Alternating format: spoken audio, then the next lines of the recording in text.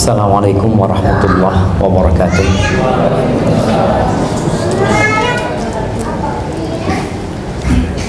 Alhamdulillah alladzi hadana li hadza wa ma kunna linahtadiya laula an hadana Allah. Alhamdulillah, segala puji bagi Allah Jalla Jalaluhu alladzi hadana li hadza wa ma kunna linahtadiya laula an hadanallah. Kalau bukan karena hidayah yang Allah berikan kepada kita, nggak mungkin kita bisa menikmati apa yang kita rasakan sekarang menjadi seorang muslim dan muslimah. Allahumma salli wa sallim ala sayyidina Muhammadin wa ala alihi wa ashabihi ajma'in. Ya Allah, semoga salawat dan salam senantiasa tercurahkan untuk baginda Nabi kita Muhammad sallallahu alaihi wasallam, manusia terindah yang pernah Allah ciptakan, yang mengajarkan kepada kita segala keindahan. Namun sayangnya banyak di antara kita yang terkadang belum pernah mempelajari tentang kehidupan Nabi alaihi salatu wassalam dari awal sampai akhir. Sebagian di antara kita menjadi followernya Ronaldo, ada yang jadi followernya Messi atau bintang-bintang bola yang ada di sana, tapi dia tidak pernah menjadi followernya Nabi Muhammad SAW secara sesungguhnya. Kalau bicara umat Muhammad, ya kita semua umatnya Muhammad SAW. Tapi buktikan kalau kita memang umatnya Nabi Muhammad SAW. Orang yang cinta sama Ronaldo beli kaosnya Ronaldo. Tiap hari dia itu ikutin apa yang baru di Instagramnya Ronaldo. Sekarang ini Ronaldo, anak lihat terakhir followernya sudah berapa juta? 152 atau 23 juta atau lebih dari itu semua. Maka kita menjadi pengikut Muhammad sallallahu alaihi wasallam hendaklah benar-benar mempelajari gaya hidup Nabi alaihi salatu wassalam sejak beliau tidur, bangun tidur sampai kemudian tidur kembali. Amma ba'd, hadirin para jamaah yang dimuliakan Allah Subhanahu wa taala, Anda dapat berita banyak orang tua baru, banyak bapak-bapak baru dan ibu-ibu yang baru. Cuma sayangnya mereka punya anak atau yang bapak-bapak menikah juga belum sekolah tentang bagaimana menjadi orang tua. Bapak-bapak, ibu-ibu bisa bayangin di Indonesia ini ada perkuliahan untuk ternak binatang. Merawat binatang itu ada sekolah. Hewan, kita mau piara ayam, ternyata ada sekolah peternakan. Tapi mau pelihara anak manusia, kita nggak pernah sekolah. Nggak ada kuliahnya. Kalaupun ada kuliahnya mungkin penggemarnya sedikit yang untuk sekolah di sana, karena dalam bayangan dia tidak menghasilkan duit. Sekolah merawat anaknya orang, menjadi seorang suami itu merawat anaknya orang. Ibu-ibu akhirnya hamil punya anak, bagaimana merawat dan membesarkan anak tersebut? Sebagian ditinggal anaknya karena pekerjaan yang menghasilkan uang. Jadi sebagian ibu-ibu, sebagian perempuan itu meninggalkan anaknya, dititipin ke orang untuk merawat. Kenapa? Karena dia punya pekerjaan yang menghasilkan uang. Ngerawat anak nggak dapat duit tuh, Ustaz. Dapat duit nggak ibu-ibu? Merawat anaknya sendiri. Ibu-ibu, ngerawat anaknya sendiri dapat duit nggak? Kalau ngerawat anaknya orang, dapat duit. Kalau ngerawat anaknya orang dikasih duit. Maka di sini kenapa Islam itu mewajibkan nafkah itu atas kaum laki-laki. Wajib. Bahkan Allah Jalla Jalaluhu ketika mengatakan ar-rijalu qawwamuna 'alan nisa, lelaki-lelaki itu pemimpin buat para wanita. Kenapa? Karena dua hal. Yang pertama kata Allah, ar-rijalu qawwamuna 'alan nisa'i bima faddala ba'dahum 'ala ba'din wa bima anfaqu min amwalihim. Lelaki pantas jadi pemimpin karena dia punya ruh, punya jiwa kepemimpinan yang Allah kasih sama kaum lelaki. Yang kedua, karena kaum lelaki memberikan nafkah kepada istrinya. Maka biasanya kalau suami tidak memberikan nafkah kepada istri, kepemimpinannya itu pincang. Apalagi kalau suami tinggal di rumahnya istri. Kadang-kadang kan istri kalau marah sama suaminya, sudah, engkau pulang ke rumah orang tuamu. Dia nggak bisa ngomong itu, karena rumahnya rumah siapa? Rumah istrinya. Gimana mau suruh pulang? Kata dia, numpang mana? Nggak bisa. Yang ada malah istrinya yang bisa mengatakan, ya udah bang, kalau engkau memang udah nggak suka sama aku, ambil sepatumu, bismillah, keluar sana. Kepemimpinan itu pincang. Tapi kalau istrinya soleha, enggak. Kalau bicara bagaimana menjadi orang tua yang baik, atau bagaimana memiliki anak-anak yang soleh, Anda yakin semuanya ingin anak soleh. Apalagi kalau bapaknya pernah badung dulu ya, pernah nakal, biasanya takut tuh anaknya ikut jejak bapak. Dia ingin anaknya soleh, ibunya juga seperti itu. Allah berfirman di surah Al-Kahf. Coba Anda ingin semua yang punya HP dibuka surat Al-Kahfi.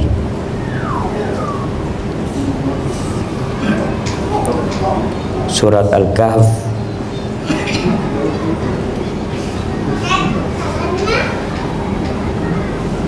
ayat 80 sampai 82.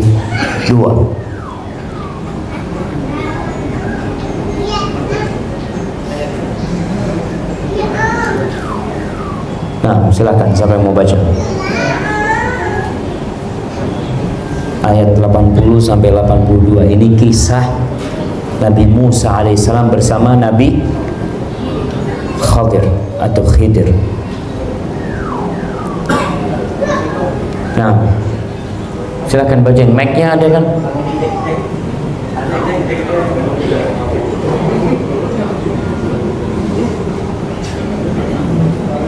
Masya Allah.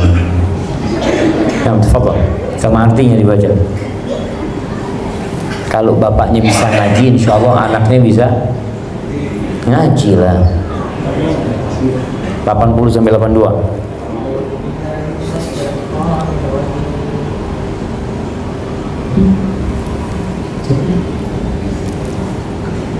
Bismillahirrahmanirrahim. Wa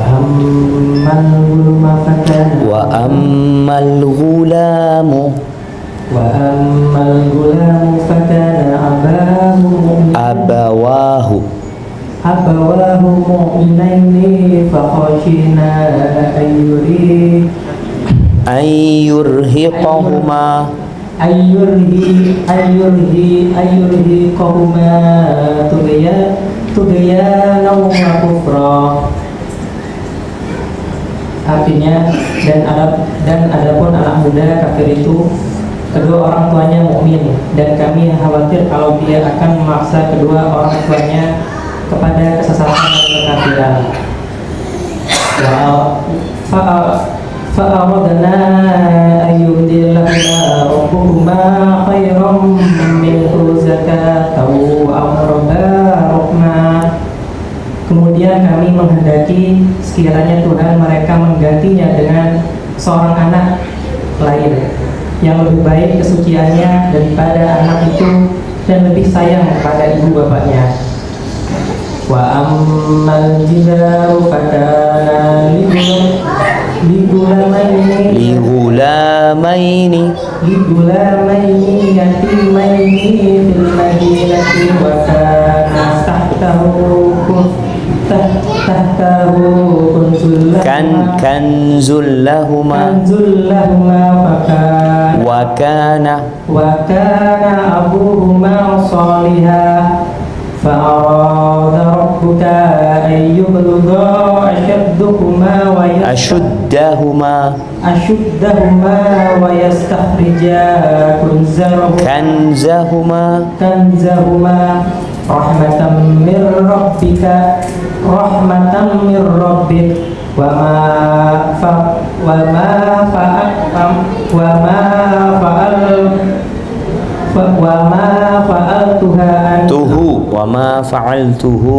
وما فعلته عن أمري ذلك تأويل ما لم تستطع عليه صبرا. Dan adapun dinding rumah itu adalah milik dua anak yatim di kota itu, yang di bawahnya tersimpan harta bagi mereka berdua, dan ayahnya seorang yang soleh. Maka Tuhan menghendaki agar keduanya sampai dewasa dan keduanya mengeluarkan simpanannya. Itu sebagai rahmat dari Tuhanmu. Apa yang kuperbuat bukan menurut kemauanku sendiri. Itulah karangan perbuatan-perbuatan yang engkau tidak sabar terhadapnya. Barakallahu fiik. Shadaqallahul adzim. Jamaah, kita bisa melihat campur tangan Allah Jalla Jalaluh untuk kehidupan keluarga kita. Nabi Khadir dan Nabi Musa alaihissalam. Nabi Khadir itu melewati anak-anak. Gulam itu anak yang belum balik. Itu sama Nabi Khidir dipelintir kepalanya, dibunuh. Nabi Musa bingung, gimana engkau bunuh seorang yang tidak berbuat dosa, anak-anak lagi kau. Kejadian terakhir Nabi Musa dan Nabi Khidir lewat suatu kampung ingin dijamu. Dulu nggak ada warung jamaah. Orang itu kalau bertamu wajib untuk dihormati karena mereka nggak bisa makan. Ternyata tidak dijamu oleh warga kampung tersebut. Di ujung kampung ada sebuah bangunan yang hendak roboh. Itu Nabi Khadir dan Nabi Musa memperbaiki bangunan itu. Kenapa? Ternyata itu milik dua anak yatim yang orang tuanya orang soleh. Kalau kisah yang pertama dibunuhnya anak itu karena Allah sayang sama kedua orang tuanya. Anaknya ini anak durhaka, gak pantas hidup anak itu. Karena kalau hidup akan memberatkan kedua orang tua. Maka akhirnya Allah kirim Khadir untuk mematikan itu anak. Yang kedua, Allah kirim Nabi Musa dan Nabi Khadir untuk memperbaiki bangunan dua anak yatim. Penyebabnya apa? Orang tuanya orang soleh. Udah mati orang tuanya, ini anak yatim.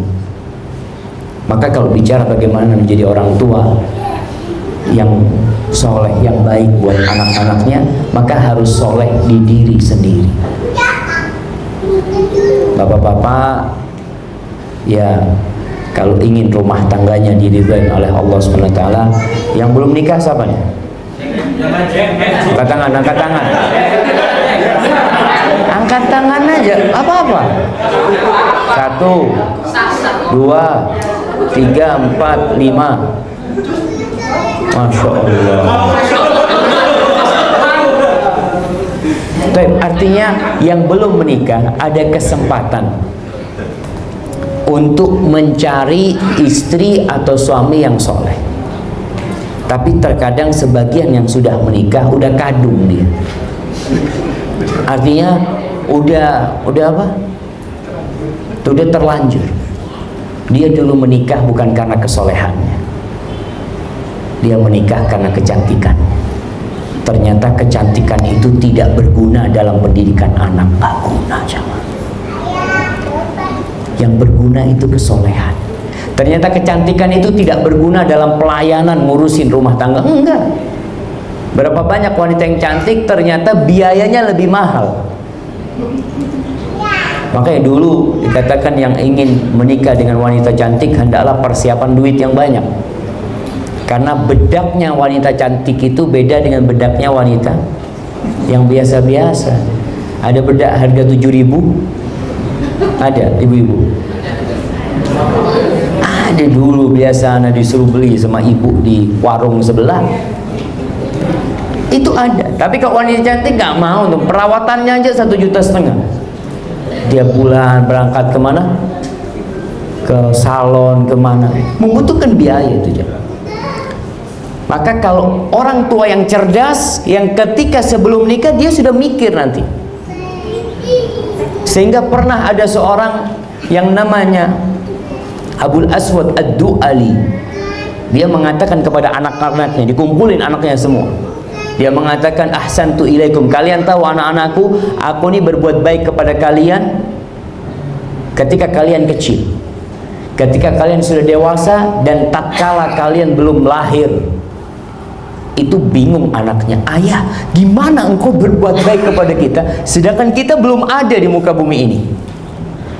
Apa kata ayahnya? Ikhtartu lakum umman la tu'ayyaruna biha.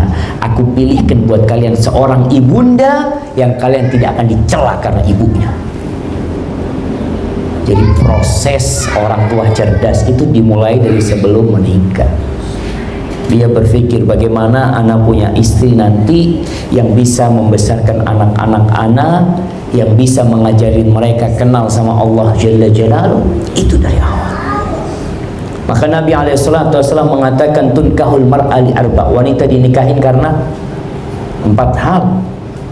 Yang pertama, lijamaliha, karena kecantikannya. Yang kedua karena limaliha, karena hartanya. Yang ketiga karena nasabnya. Yang keempat karena agamanya. Terus apa kata Nabi SAW? Fadfar bidzatid din taribat yadak. Kalau engkau ingin berbahagia, maka beruntunglah engkau mendapatkan istri yang agamanya baik.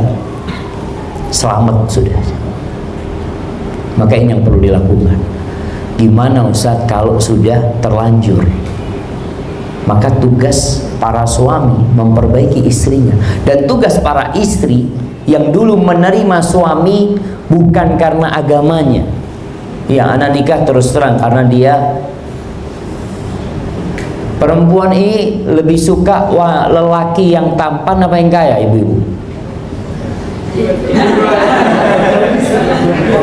Baik, kalau ada satu lelaki, ini percontohan nih, ada satu laki-laki nggak ganteng, tapi fulusnya banyak, royal. Yang satu masya Allah ganteng, tapi miskin, maafi fulus. Kira-kira ibu-ibu pilih yang mana, bapak-bapak? Hah? Pilih yang mana? Yang banyak fulusnya. Karena apa? Kalau bicara ganteng itu dilihat semua orang, Jadi kalau bicara kegantengan semua orang lihat gitu. Bukan hanya ana yang melihat kegantengan suami ana. Tapi kalau merasakan akhlaknya, duitnya, ya ana loh. Maka itu dicari. Maka kadangkala memang perempuan ya ketika memilih suami seperti itu, sehingga ana sering, sekarang ini ada aplikasi namanya Halo Ustad. Aplikasi ini baru 6 bulan kan. Halo Ustad. Ana di bagian keluarga, ana dengar curhatan para wanita yang ana lihat ternyata inti permasalahannya salah milih suami. Salah milih suami. Masalahnya itu aja gitu. Sehingga kalau antum nih beli motor, antum hanya melihat modelnya doang dan dilihat, oh bagus ini kayaknya. Sampai rumah ternyata isinya udah diganti sama pemiliknya. Mesinnya bukan mesin yang asli. Antum kecewa, tapi antum bisa buang itu motor. Tapi kalau suami atau istri, antum masa mau bukain pintu, antum buang, kayaknya nggak cocok karena sama ini. Nggak bisa. Maka banyak permasalahan dalam urusan mendidik anak. Banyak istri mengatakan, Ustaz, anak didik anak, Ustaz sendirian Ustaz, padahal anak punya suami. Pertanyaannya, kenapa engkau mau sama suami kayak gitu? Yaitu dulu ketika anak menikah, anak tidak pernah berpikiran tentang akhlak dia. Maka ini penting. Maka berusaha sekarang ibu-ibu yang milik suami, anak punya suami nggak sholat. Ada seorang wanita mengatakan, Ustadz, anak punya suami tidak sholat. Ketika itu anak tanyakan langsung sama dia, kenapa anti mau dengan suami tidak sholat? Kenapa waktu sebelum nikah kok nggak dicari tahu? Waktu ta'aruf cari tahu gimana nih fulan? Nggak ada. Sekarang baru mengeluh. Maka ketika dia tanya seperti itu, anak katakan anti harus istighfar, tobat, minta ampun sama Allah Subhanahu wa taala. Kenapa? Karena melanggar arahan-arahan Rasulullah SAW. Nabi sudah ngarahin mau cari suami kayak gini modelnya. Engkau nggak mau. Dikasih tahu, idza ja'akum man tardawna dinahu wa khuluquhu. Apabila datang meminang kalian seorang lelaki yang agamanya baik, akhlaknya mulia, langsung terima. Nikahkan dia. Dua, agama dan akhlaknya mulia, selesai. Karena inilah yang akan membuat rumah tangga jadi harmonis, yang akan menjadikan anak-anak dijaga sama Allah. Bapaknya mati, selesai. Tapi karena bapaknya orang soleh, ibu-ibu nggak perlu takut. Karena tahu bapaknya ini anak soleh, orang soleh. Allah ajak kirim Nabi Khidir dan Nabi Musa alaihissalam untuk jagain hartanya anak yatim. Dikirim, Nabi dikirim. Itu ketika orang berpikir menerima pinangan orang yang soleh, agamanya baik, akhlak. Dari mana kita tahu agamanya baik? Paling tidak yang wajib-wajib, sholat 5 waktu, nggak telat waktu Jumatan. Jadi seharusnya perempuan itu ketika ta'aruf dengan seorang lelaki nggak perlu ngobrol sama tuh laki-laki, nggak perlu. Jadi ta'aruf itu bukan chatting, ngobrol, kesukaan kamu apa? Oh, saya suka kucing, kamu suka apa? Saya suka buaya.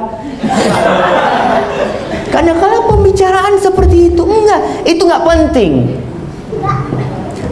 Dan ketika ta'aruf, kalau bicara sama perempuan atau sama laki-laki, lisan itu pandai berdusta. Yang namanya CV, ana pernah dapat CV Ustadz, benar fulan bohong, ana nggak seperti dalam CV itu. Karena orang bebas mau nulis dalam CV itu. Kegiatannya selalu mendengarkan pengajian, selalu di soft pertama. Aduh, masya Allah. Ini udah nggak benar. Kalau udah kayak gitu udah nggak benar. Oleh karena itu kirim orang untuk cari tahu tentang fulan. Itu wanita yang cerdas. Masya Allah. Ini bapaknya yang mana?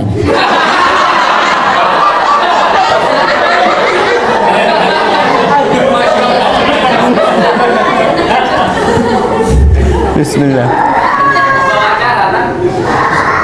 MC-nya. MC-nya Bapak.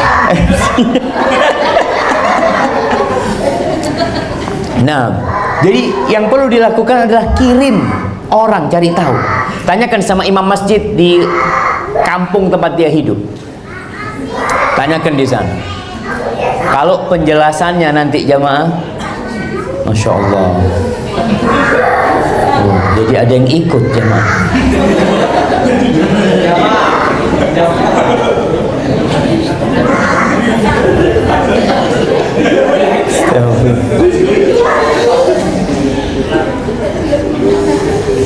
Nah,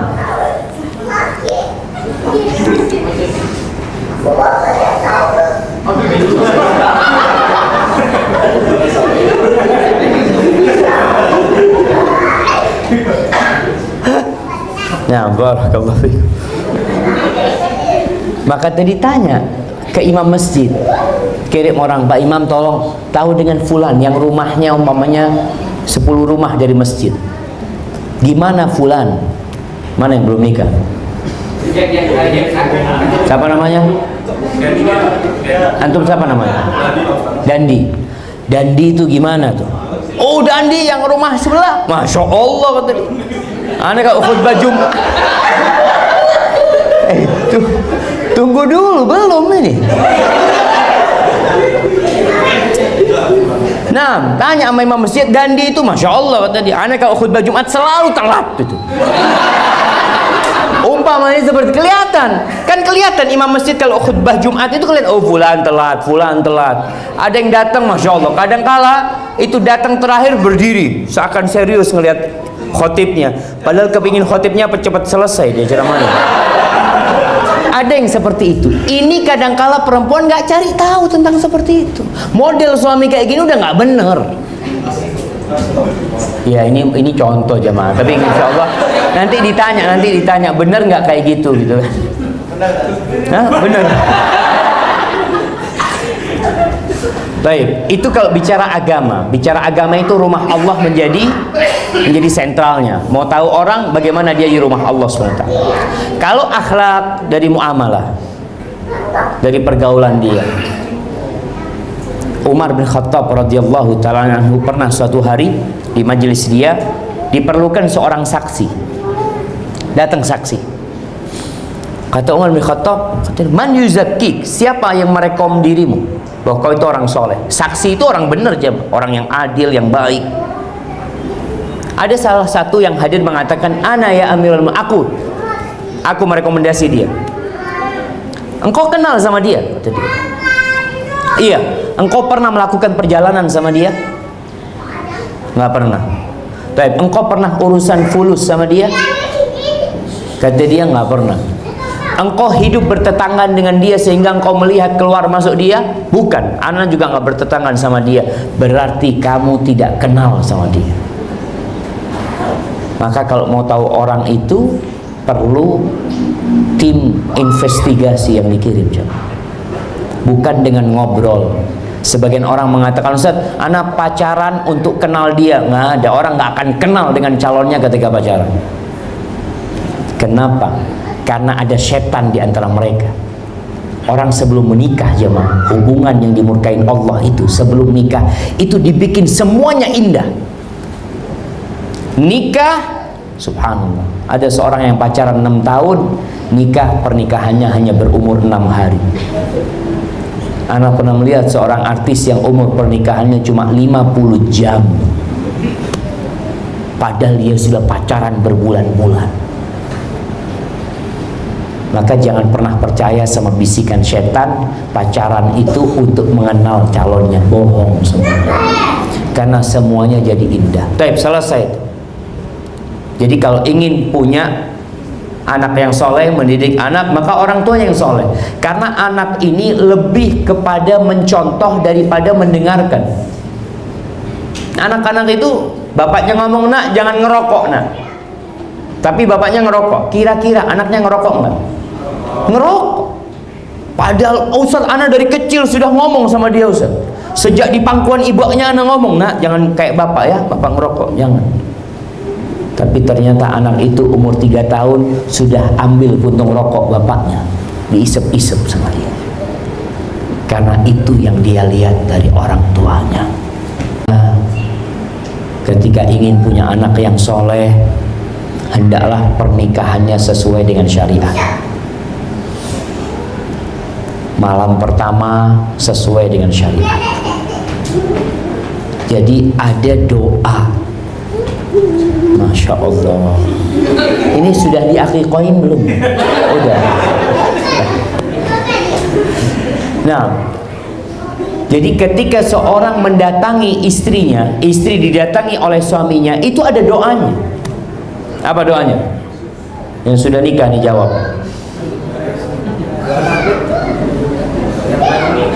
Jamaah, baca Bismillah. Allahumma jannibna syaitan wa jannibi syaitana ma razaqtana. Ya Allah, dengan namamu aku mendatangi istriku. Hindarkan dari kami syaitan dan hindarkan dari kami dari rizki yang kau berikan kepada kami. Syaitan juga jangan sampai mengganggunya. Kalau ditakdirkan malam itu punya anak, maka syaitan tidak akan mengganggu itu anak. Kebanyakan lelaki mendatangi istrinya karena nafsu belaka, sehingga dia lupa baca doa. Akhirnya anaknya jadi anak nakal, nggak soleh. Kemudian selanjutnya nama ini punya pengaruh dalam kehidupan anak. Jadi ketika orang tua memiliki nama-nama yang indah buat anaknya, paling tidak usaha dia di awal kelahiran anaknya sudah dia lakukan. Ingin mendapatkan anak, siapa nama anaknya? Muhammad sallallahu alaihi wasallam, yaitu nama nabi kita. Siapa nama anaknya? Ibrahim. Dan usahakan orang tua yang cerdas kasih nama anaknya cuma satu suku kata. Antum kalau lihat namanya para sahabat, namanya para nabi, namanya para ulama, itu hanya satu suku kata. Yang kedua itu nama siapa? Ayahnya. Yang ketiga nama siapa? Kakeknya. Sejak awal anaknya dididik berbakti kepada orang tuanya. Ada anak yang durhaka sama orang tuanya karena memang nggak ada nama bapaknya di belakang nama dia. Kadangkala ada anak yang akhirnya cerai orang tuanya, ikut ibunya. Nama anaknya 3 suku kata, nggak ada nama bapaknya. Itu biasanya dia besar, dia tanya, Ustadz, apakah saya wajib berbakti kepada ayah saya? Karena ayah saya, Ustadz, tidak pernah memberikan nafkah kepada saya. Kalau nama bapaknya ada di belakang nama dia nggak akan tanya itu. Karena dia tahu wujud dia karena ada orang tua, ada bapaknya. Maka usahakan, punya nama cukup satu, Umar. Umar siapa? Bin Khattab. Siapa yang namanya satu suku kata di sini?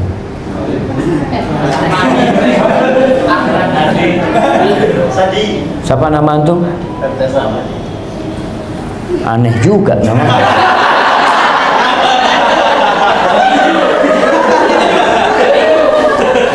Artinya apa? Artinya? Tadi orang tua kadang-kadang kasih nama anaknya yang aneh-aneh. Anak pernah ketemu dengan satu artis ya. Ketemu di Masjid Nabawi, dia bawa anaknya. Anak tanya, "Bang, siapa nama anaknya, Bang?" Harley Davidson.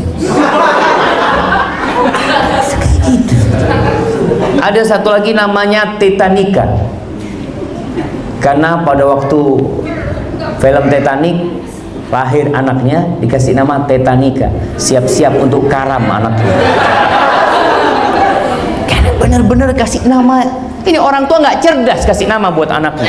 Sebagian orang tua menggabungkan nama bapak dan ibu di belakang nama anaknya. Ini salah satu bentuk apa ya? Bentuk persamaan gender. Jadi nama anak nggak boleh nama bapaknya saja. Nasabnya itu harus bapak sama ibu. Ini udah nggak bener juga. Ibu nggak perlu namanya ada di belakang nama anaknya. Kenapa? Karena anak itu punya kewajiban berbakti kepada ibunya 3 kali lipat daripada ayahnya. Selesai. Walaupun dia nggak tahu, nggak ada namanya di belakang nama dia, tetap anak itu akan berbakti. Insyaallah. Pilihkan nama-nama yang baik buat anak. Terakhir anaknya, apa yang dilakukan orang tua? Akikah. Bapak-bapak yang belum diakikah ini siapa? Coba tanya sama orang tuanya, Pak, saya dulu diakikahin apa enggak? Kadangkala belum. Itu ada orang tua jamaah yang kurang bersyukur sama Allah. Akikah kan nggak wajib, Ustaz. Iya, kalau bicara hukum nggak wajib memang. Tapi itu bentuk syukur. Kita bisa melihat orang-orang berangkat ke Singapura ya, beli motor, beli mobil. Pertanyaannya sama, beli motor wajib nggak? Enggak.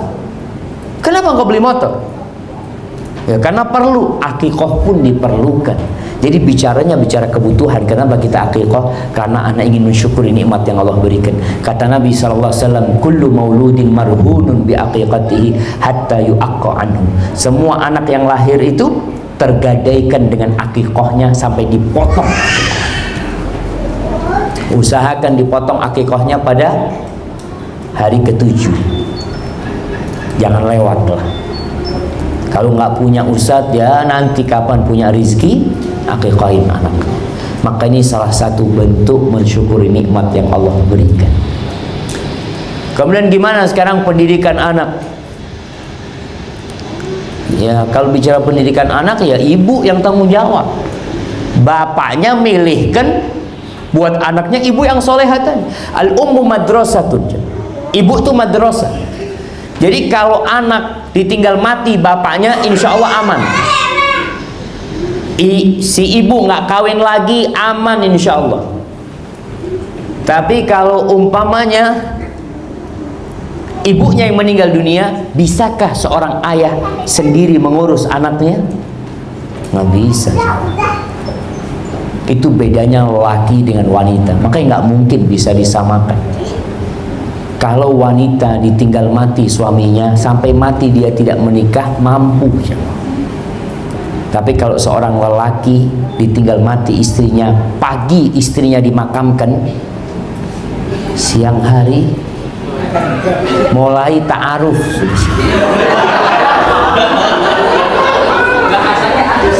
Nah, karena memang boleh jamaah seperti itu takdirnya, kodratnya seperti itu. Kemudian apa yang perlu ditanamkan kepada anak kita?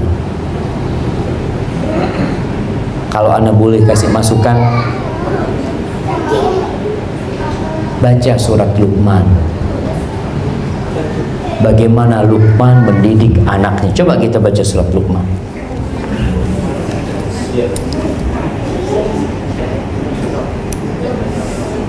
Surat Luqman.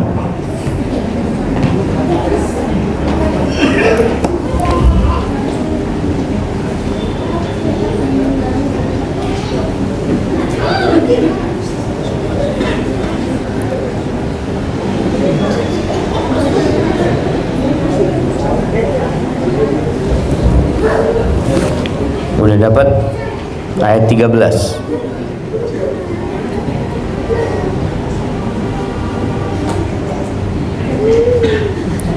Nah, siapa yang mau baca? Fadhal. Masya Allah. Mic-nya mana mic-nya?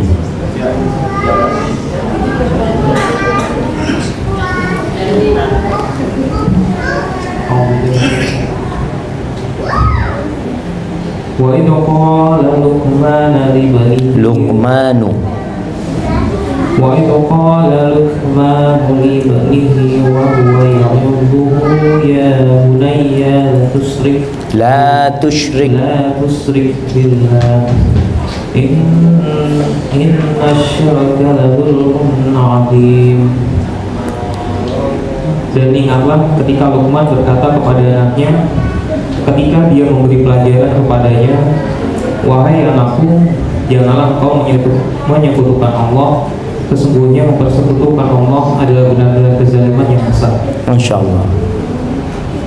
Ini bacaan Quran juga bisa menjadi ukuran agamanya baik apa tidak.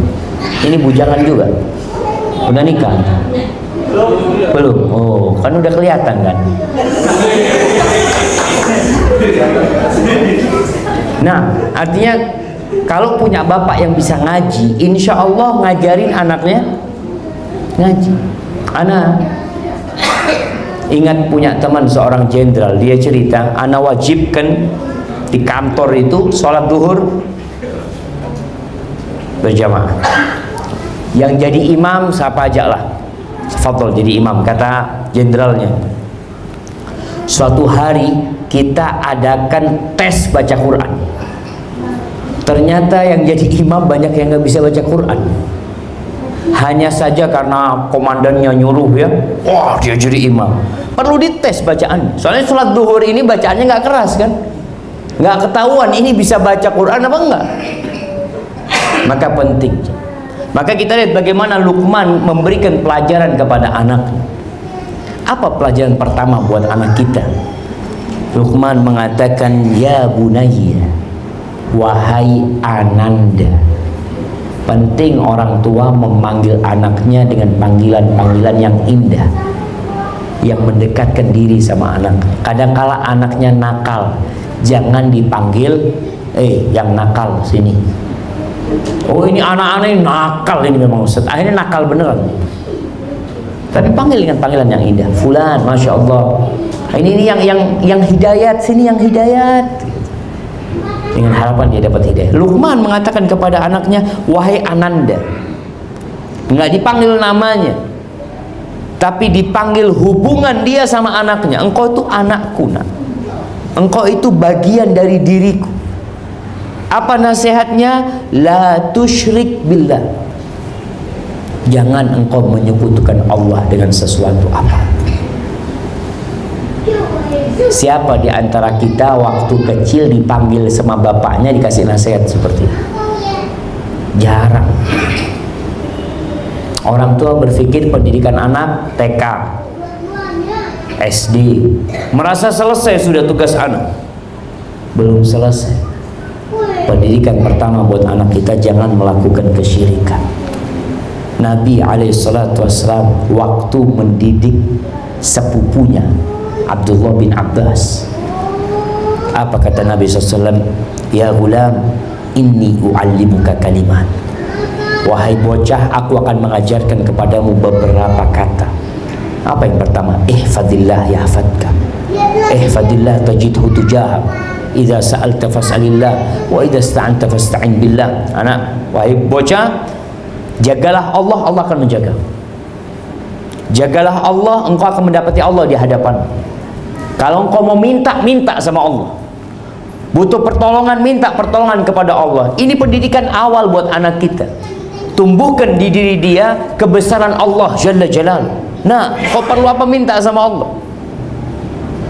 Karena kesyirikan ini jamaah, dosa yang tidak terampuni. Jangan dipikir kalau orang Islam nggak mungkin berbuat syirik. Antum berpikir, anak sudah haji 7 kali, umroh 10 kali, nggak mungkin lakukan kesyirikan. Siapa yang menjamin? Orang yang hafal Quran nggak mungkin murtad. Siapa yang menjamin? Allah mengatakan kepada Nabi SAW, walaqad uhiya ilaika wa ilal ladzina min qablik la in asyrakta la yahbatanna 'amalu wa la takunanna minal khasirin. Telah diwahyukan kepadamu dan kepada nabi-nabi sebelum kamu, kalau kamu berbuat syirik. Ini Nabi, Allah mengatakan kepada Nabi SAW. Dan gak mungkin Nabi berbuat syirik. Tapi itu peringatan buat umatnya, jangan meremehkan kesyirikan. Kalau kamu berbuat syirik, semua amalanmu gugur. Engkau akan jadi orang yang rugi. Maka Luqman memberikan nasihat kepada anaknya tadi, jangan melakukan kesyirikan. Kesyirikan itu kezaliman yang nyata. Apakah di negeri kita kesyirikan sudah hilang? Belum. Masih ada orang Islam yang mengagungkan lautan. Masih ada yang mencari jodoh di hutan. Ada jemaah, kalau mencari jodoh berangkat ke, iya, di Banyuwangi ada hutan apa? Alas Purwo. Ada. Kemudian ada lagi Gunung Kawi. Itu orang-orang yang mau cari jodoh berangkat ke sana. Yang cari pekerjaan nggak dapat berangkat ke sana. Kemudian ada orang pula yang kalau punya utang, apa yang dia lakukan? Ini tugasnya OJK. Kalau punya utang, dia cari orang yang bisa menggandakan uang. Itu banyak jamaah. Anda pikir kisah terakhir adalah kisah Dimas Kanjeng. Selesai. Ternyata muncul lagi orang lain, Oh, masalahnya pendidikan dari awal nggak diajarin. Itu Anda punya teman cerita kita, Ustaz, ritualnya untuk menggandakan uang. Padahal nggak mungkin jamaah. Tapi ada ritualnya mereka. Harus potong ayam hitam, harus pasang dupa, pasang ini, itu, macam-macam.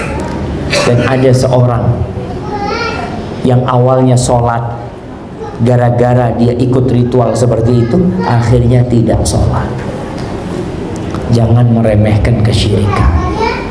Ada ibu-ibu yang kepingin suaminya tetap cinta sama dia, berangkat ke dukun. Ada yang berangkat ke dukun, ibu? Dulu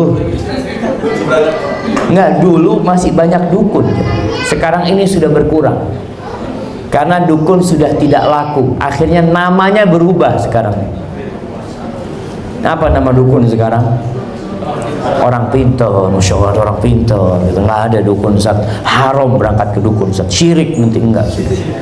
Kalau gimana kok orang pintar Ustaz? Dilihat lagi, nama itu tidak merubah hakikat. Maka jangan melakukan kesyirikan. Orang tua kasih nasihat anaknya, dan sekarang banyak tontonan di televisi. Anak pernah nonton sinetronnya, Wallahu a'lam, mungkin 10 tahun yang lalu. Potongan aja. Jadi ada seorang anak yang soleh, kalau dia punya masalah, yang dipanggil itu bukan Allah, guruku. Itu datang gurunya, memberikan arahan. Anak perhatikan, oh, ini yang bikin film siapa ya? Kenapa kok bukan manggil Allah tapi manggil gurunya? Panggil aku 3 kali, aku datang. Na'udzubillah min dzalik. Maka orang tua ajarkan kepadanya, nah kalau kamu mau minta, mau mohon, minta sama Allah. Anaknya minta sepeda, ajarin, nah kalau kepingin sepeda, abah ini cuma kerja, minta rizki sama Allah supaya abah dapat rizki, abah beliin sepeda. Allah yang kasih rizki. Nah, mulai awal ditanamkan. Kemudian baca yang lainnya, nasihat Luqman berbakti kepada orang tua. Kemudian lihat di sini nasihat, ya bunayya aqimis shalah. Setelah masalah tauhid, berbakti sama orang tua, yang ketiga dirikan sholat. Kalau menikah dengan seorang suami yang tidak sholat, ya sudah, itu dosanya ibunya. Akan ditanya sama anaknya, ibu kok pilihin bapak kayak gini sih bu? Kalau bapaknya hitam keluar, anaknya hitam, anak nggak akan protes sama ibunya. Dia mengatakan, ibu kok mau sama bapak kayak gini, sehingga aku jadi korban, kulitnya juga hitam. Nggak ada, insya Allah nggak akan seperti itu anak. Tapi anak yang soleh, ketika dia dapat bapak yang nggak sholat, dia tanya, ibu kenapa ibu mau sama ayah? Masya Allah, ini udah panggil bapak-bapaknya ya.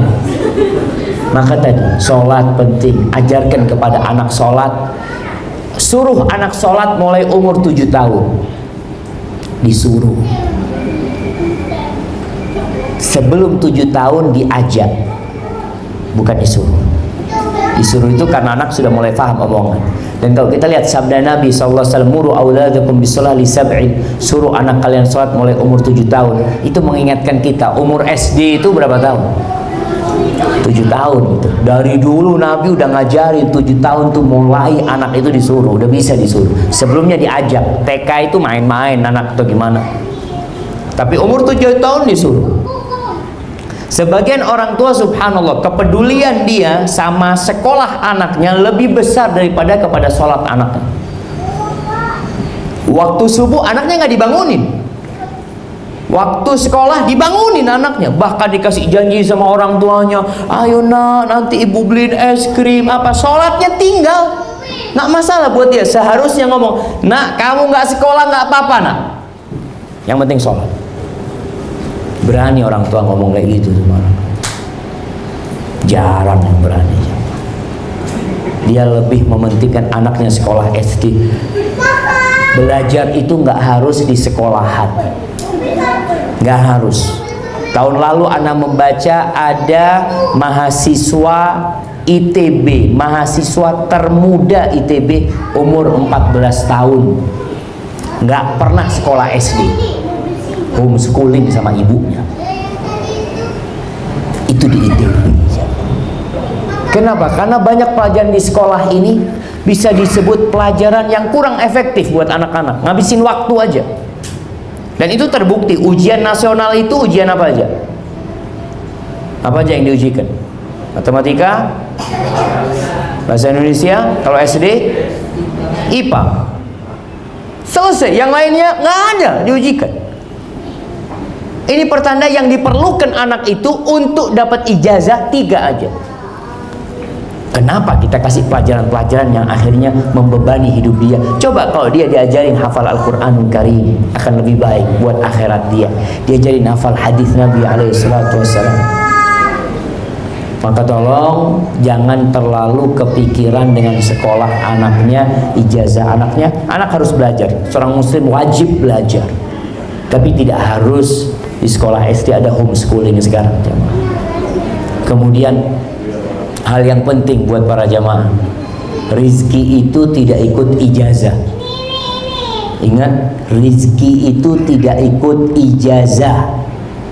Jangan dipikir antum S1 rezekinya lebih banyak dari yang lulusan SD. Berapa banyak lulusan SD anak berjumpa, Masya Allah, ada konglomerat di Probolinggo. Dia cerita nggak bisa baca, nggak bisa nulis. Anak buahnya S2, dianya baca nulis nggak bisa. Bahkan dia cerita dulu saat anak itu mulai hidup dari jualan kayu bakar, cari kayu bakar, sampai sekarang jadi raja mebel jati dia. Anak kalau transaksi sama orang, anak nggak bisa nulis. Anak minta pembelinya itu yang nulis, Ustaz. Tapi anak tahu angkanya tahu.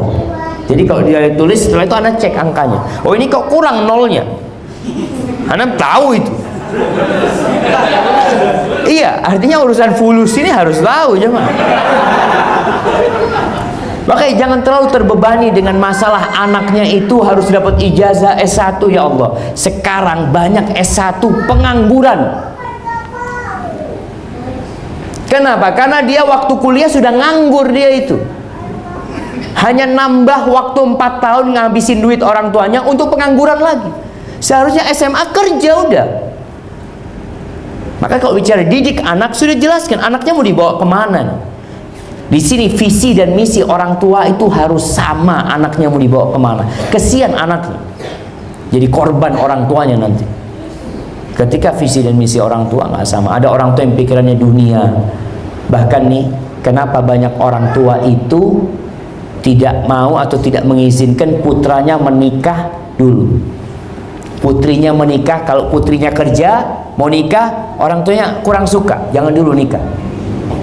Anaknya yang laki udah bisa kerja, udah mau nikah, orang tua takut, jangan dulu. Kenapa? Karena bayangan orang tua, kalau dia menikah, dia nggak akan berbakti lagi sama orang tuanya, dia akan sibuk ngurusin bininya.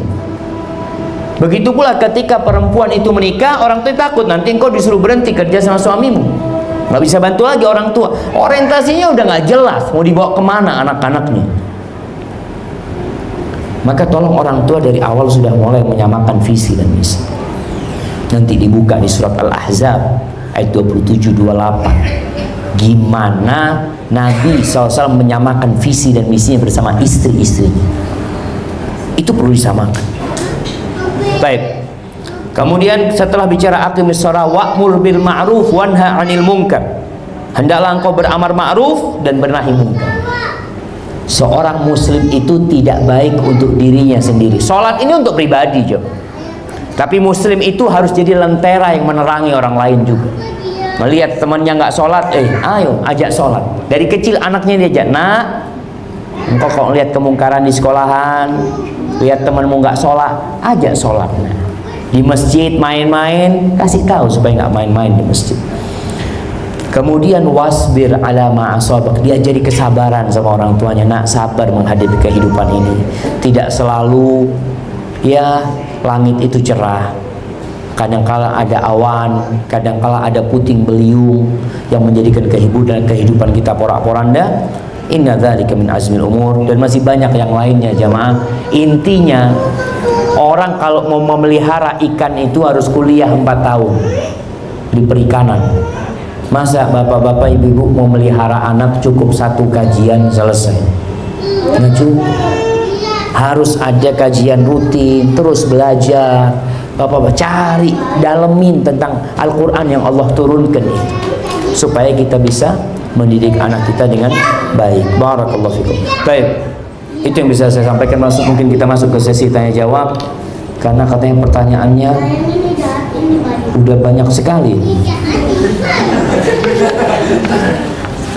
Untuk orang tua yang sudah memiliki anak laki-laki dan perempuan dan berkeinginan untuk mengadopsi anak yatim piatu, bagaimana untuk menjaga agar hubungan anak kandung dengan anak adopsi bisa sama layaknya saudara kandung, dan bagaimana perlakuannya terhadap anak yang berlawanan jenis terkait masalah muhrim. Yang pertama perlu diketahui, di dalam agama Islam tidak ada adopsi anak. Tidak ada adopsi anak. Dulu sebelum turunnya surat Al-Ahzab, itu ada adopsi anak. Nabi SAW itu mengadopsi seorang yang namanya Zaid bin Harithah. Ketika diadopsi jadi Zaid bin Muhammad.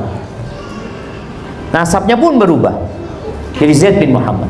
Tapi setelah itu di Madinah dibatalkan, nggak ada lagi adopsi. Yang ada anak asuh. Tetap anak itu anak orang tuanya. Kita tahu ini punya bapak dan ibu. Baik ibunya sudah meninggal atau belum meninggal, bapaknya masih hidup atau bapaknya sudah meninggal, tetap anak itu punya orang tua. Kamu bukan bapaknya, kamu bukan ibunya. Itu yang harus ada dalam benak kita. Karena berarti ada keutamaan memelihara anak orang, anak yatim. Ana wakafilul yatim kahatain. Kata Nabi SAW, aku bersama orang yang merawat anak yatim seperti ini. Kata Nabi SAW, dekatnya. Tapi tidak dengan, karena adopsi, nggak tahu adopsi di Indonesia sistemnya gimana. Juga nasabnya pindah. Gimana jemaah? Ini pertanyaan dari siapa? Ada yang bertanya ini apa? Kayaknya nggak ngaku. Nah, sistem adopsi anak gimana di Indonesia ini? Soalnya Anda lihat beberapa teman cerita itu di akte kelahirannya dirubah juga sudah nama bapak ibunya. Ini perbuatan dosa aja. Tetap anak itu bapaknya fulan, ibunya fulan, engkau mengasuh dia. Itu yang ada dalam Islam. Allah mengatakan ud'uhum li'abaihim, panggillah mereka itu dengan nama bapak-bapak mereka. Jangan dinasabkan kepada dirimu. Tetap dia punya bapak. Terus bagaimana sekarang hukumnya atau teknis supaya anak itu berada di rumah kita merasa nyaman? Tidak dibedakan. Yang berat masalah mahram, jemaah. Jadi kalau mau ngambil anak, mau ngasuh anak, usahakan dari sejak bayi. Supaya anak itu jadi mahram sama ibunya, kalau itu anak laki. Jadi mahram dengan saudara-saudara, dengan anak-anak orang tua ini, maka hendaklah disusui. Jadi saudara susu. Disusuin anaknya. Sehingga mahram sudah anak itu. Dia mahram sama saudara saya, mahram sama ibunya, ibu asuhnya, jadi mahram seperti itu. Dan apakah nanti wajib ngasih tahu kepada dia kalau dia bukan anaknya? Wajib ngasih tahu. Kenapa? Karena dia mungkin punya saudara, punya kakak, punya adik. Mungkin dia punya paman yang masih hidup, mungkin dia punya kakek. Ada kewajiban-kewajiban agama yang harus dia lakukan sebagai seorang cucu kepada kakeknya. Tadi kalau sudah adopsi kadang-kadang lupa dengan keluarganya, dibikin anak itu lupa dengan bapak ibunya, dengan kerabatnya semua. Barakallahu fikum. Nah, yang ketiga, perkembangan teknologi dan informasi melalui TV dan handphone sangat berpengaruh terhadap perilaku anak, baik secara positif maupun negatif. Mohon saran untuk kami orang tua yang bekerja dan tidak mendampingi anak setiap saat. Bagaimana caranya mengurangi dampak negatif dari hal tersebut? Jangan dikasih HP anaknya. Jamaah, Bill Gates yang punya Microsoft Word, iya betul.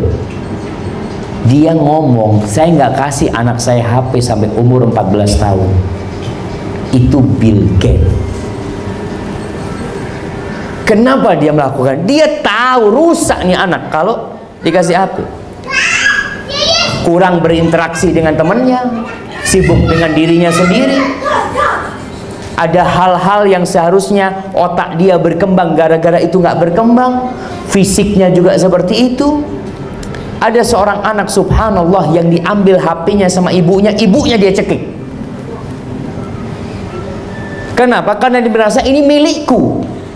Karena orang tua ngasih HP. Kalau anaknya melihat sekali-kali, tapi HP-nya milik orang tua, nggak ada masalah. Sehingga anak tidak merasa memiliki. Tapi kalau seorang ibu ayah belikan HP khusus buat anaknya, ya sudah, tunggu saatnya. Anak itu akan berontak kalau HP-nya diambil. Dan orang tua ini kenapa suka kasih HP sama anaknya? Karena kalau dikasih HP Ustaz, anak nggak akan ganggu orang tua. Betul jamaah, kasih HP langsung di pojok dia. Ada orang tua yang kasih HP sama anaknya hari Sabtu juga. Enggak Ustaz, hanya hari Sabtu. Dari pagi udah dia mojok. Apa kata dia kasih HP? Jazakallah khair. Makasih banyak ibu. Ibu cantik banget ibu. Langsung dia pojok sudah. Main HP sudah. Sampai sore. Maka kalau bicara bagaimana, jadi ada hal yang harus dihindari. Kalau Bill Gates anak nggak tahu di mana dia hidup. Dia mengatakan itu, anak baca sendiri itu jam. Dia tidak memberikan kepada anaknya sampai umur 14 tahun. Karena ada permainan-permainan yang harusnya anak itu melakukan itu. Game-game yang perlu dibikin di rumah. Mobil-mobilan, ya bapaknya ini yang seharusnya bermain sama anaknya. Sehingga tadi yang jadi masalah kan ibunya juga ikut kerja. Sehingga anak hidup dengan siapa? Sama HP. Sama babysitter. Babysitternya punya HP, anaknya punya HP. Jadi anaknya dikasih HP, baterainya habis, ngomong ya sama bibi, ya udah seharian pokok baterai habis dicas, main lagi, dan tidak mengganggu jamaah. Dan anak rasakan kadangkala anak di rumah itu cari anak-anak, anak ngomong sama istri anak-anak kemana nih bang, yuk kita lihat. Cari, ternyata pakai HP ibunya di pojok, dia sudah nonton bertiga. Nah jamaah. Tapi karena bukan milik dia, kalau anak ngomong sama anak, mana HP-nya? Dikasih sama dia. Iya. Karena dia tidak memiliki. Jadi tetap harus ada solusi. Anak nanti diperkenalkan dengan teknologi. Nah, karena nggak bisa kita membuat mereka jadi nggak paham dengan teknologi, tapi ada waktunya. Ini kenapa lari-lari di sini? Karena di rumah bapaknya nggak pernah ngajak lari-lari.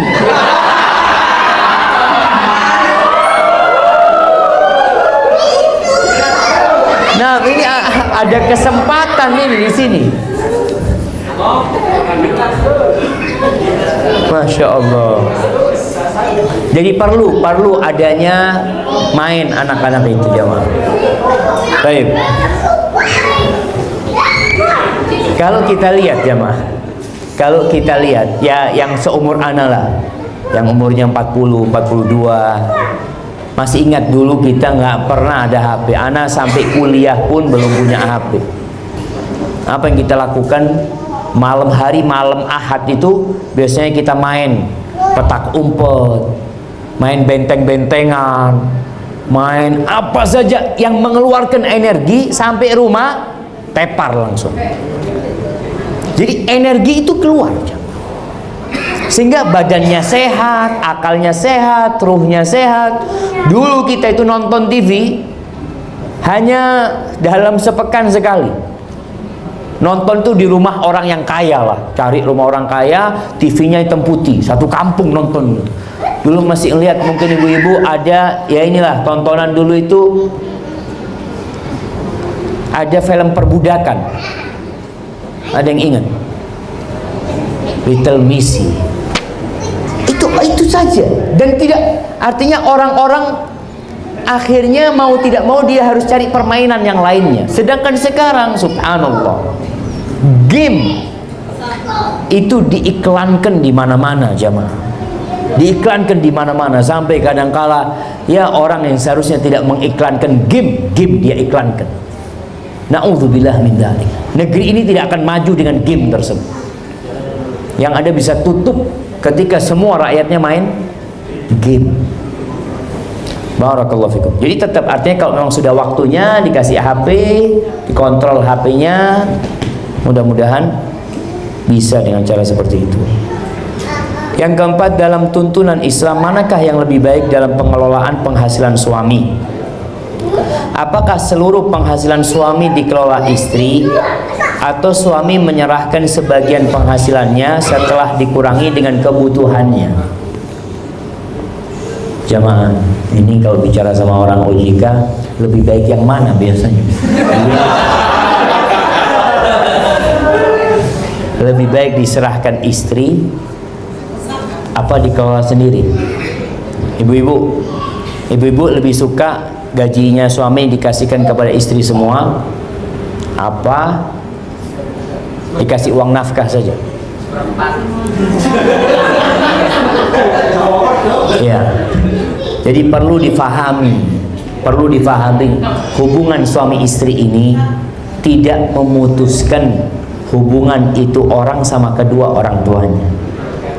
Kewajiban seorang anak laki-laki yang punya harta adalah memberikan nafkah kepada orang tuanya sebelum kepada istrinya. Sehingga jangan duit itu dikasihkan istri semuanya. Antum punya kewajiban, mungkin antum punya keponakan yang nggak mampu, mungkin antum punya adik yang nggak mampu, antum punya orang tua. Maka kewajibannya adalah memberikan nafkah kepada istri sesuai dengan kemampuan. Antum punya gaji 10 juta, tapi kebutuhannya ana harus kasih orang tua ana, Ustaz, 2 juta tiap bulan. Ada keponakan ana, bapaknya meninggal dunia, ana harus kasih. Kemudian baru kasih istrinya sesuai dengan kemampuan, bukan kebutuhan. Jadi nafkah itu sesuai kemampuan apa kebutuhan? Ibu-ibu, sesuai kemampuan apa kebutuhan? Jamaah, kalau sesuai dengan kebutuhan itu nggak fair. Suami gajinya 250 juta, kebutuhannya istri cuma 5 juta. Ibu mau dikasih 5 juta? Nggak mau. Makanya dalam Islam itu kata Allah Subhanahu wa taala, liyunfiq dzu sa'atin min sa'atihi wa man qudira 'alaihi rizquhu falyunfiq mimma ataahu Allah. Apa kata Allah Subhanahu wa taala? Hendaklah seorang memberikan nafkah kepada keluarganya itu sesuai dengan keluasan dia. Kalau dia banyak hartanya, kasih sesuai dengan kemampuan dia.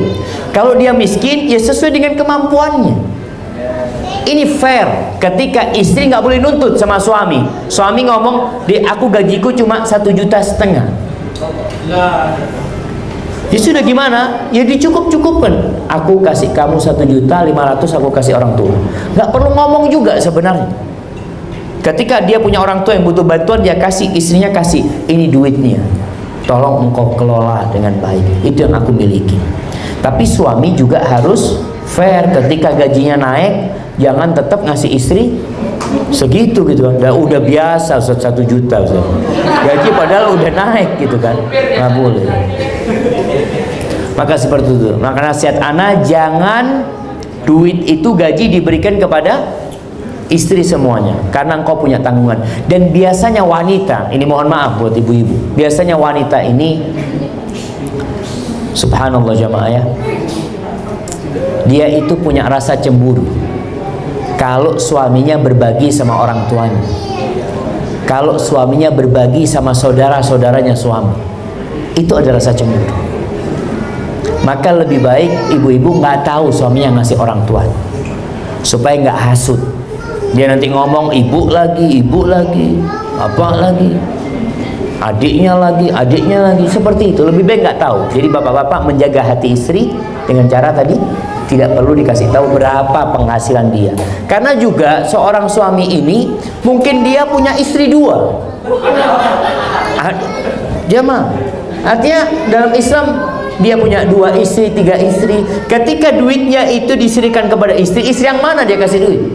Padahal dia harus kasih nafkah kepada semua istrinya. Barakallahu fikum. Yang kelima, bagaimana cara mendidik anak perempuan yang baik? Apa benar mendidik anak perempuan lebih baik tidak memberikan pilihan? Misalnya ingin baju A atau B, tapi kita yang memilihkan karena fitrahnya wanita bukan pengambil keputusan. Enggak juga sih jemaah. Jadi kalau bicara milih, jadi jangan perempuan, laki-laki pun sama suka memilih, hanya mungkin tidak terlalu beragam laki-laki, enggak lama milihnya orang laki itu. Ada seorang ustadz cerita dia mau berangkat walimah, dia mau belikan istrinya jam. Mampir ke toko jam, dia ngomong sama istrinya, istriku engkau tunggu di sini, aku masuk, aku ambilkan pilihan. Soalnya Ustaz, kalau anak ajak dia masuk 1 jam nggak milih jam dia. Ini akhirnya kita mau walimah ini. Akhirnya anak masuk, anak ambil 2 jam. 2 aja pilihan, kasih. Nih. Yang ini harga 5 juta, yang ini harga 1 juta. Padahal dia balik jam. Yang 1 juta itu harganya 5 juta sebenarnya. Yang 5 juta harga 1 juta. Bohong, dosa sebenarnya dia. Tapi dia ngomong, dia mau ngetes istrinya. Apa yang dipilih sama, yang mana yang dipilih sama istrinya? 1 juta apa 5 juta? 5 juta, untung 4 juta suaminya. Karena perempuan itu kadang-kala tergoda dengan harga atau apa ya. Maka kalau bicara bagaimana mendidik anak perempuan, memang mendidik anak perempuan ini beda dengan mendidik anak laki, sehingga pahalanya pun berbeda. Yang punya anak 2 dia didik dengan baik, 3 dia didik dengan baik, itu anak perempuannya akan menjadi tameng dari api neraka. Orang tuanya insya Allah masuk surga sudah. Kenapa? Karena berat mendidik anak perempuan, tidak seperti mendidik anak laki-laki. Setelah dididik, dibesarkan, ini konsekuensinya. Nikah selesai dibawa sama suami. Makanya orang tua nggak boleh intervensi. Kalau dia punya anak perempuan sudah dia nikahkan, kemudian kadang-kala bapaknya ngomong, nak kamu kok jarang kesini? Afwan ayah, suami banyak pekerjaan. Kamu jangan durhaka, tetap datang ke sini. Ya, dia harus izin sama suaminya. Sehingga kadang-kala orang tua, anak capek membesarkan anak, menyekolahkan anak. Bahkan ada sebagian orang tua ketika menikahkan anaknya dan anaknya sudah menjadi sah istri seorang lelaki, suaminya nyuruh berhenti kerja. Karena kata suaminya, engkau sudah hamil, engkau punya anak, sudahlah, aku yang punya kewajiban memberikan nafkah. Itu orang tuanya intervensi, mengatakan, jangan berhenti kau, bapak yang biayain sekolah engkau. Kok enak-enaknya disuruh berhenti sama suami? Itulah konsekuensinya. Kalau nggak mau, jangan dinikahkan putrinya, bawa ke rumahnya sana. Karena pemimpin itu cuma satu, suami atau bapaknya. Kalau sudah menikah, suaminya. Orang tua nggak boleh intervensi. Disinilah kenapa Allah berikan pahala yang lebih kepada orang tua yang mendidik anak perempuan, yang seakan-akan hasil kerjanya itu dinikmatin oleh suami. Kalau laki-laki tidak, tetap dia punya kewajiban berbakti sama orang tuanya, seperti itu. Jadi untuk anak perempuan kalau masa memilih, ya tergantung sebenarnya. Tapi kalau terlalu banyak pilihan, memang anak-anak akhirnya jadi bingung. Biasakan anak-anak hidup sederhana. Barakallahu fikum. Yang keenam, dalam memperkenalkan anak dengan kata-kata, huruf-huruf, bahasa Inggris, kisah Nabi dan lain-lain. Saya sering menggunakan video karena animasi dan lagu-lagu lebih mudah dimengerti. Apakah hal itu tersebut diperbolehkan dalam Islam? Bayangkan jemaah, nggak ada bahasa Arab, yang ada bahasa Inggris. Kenapa kok nggak bahasa Arab?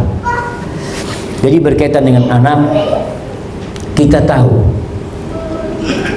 kalau bicara musik, lagu-lagu, mungkin sekarang kita sering mendengarkan ada artis yang hijrah meninggalkan musik.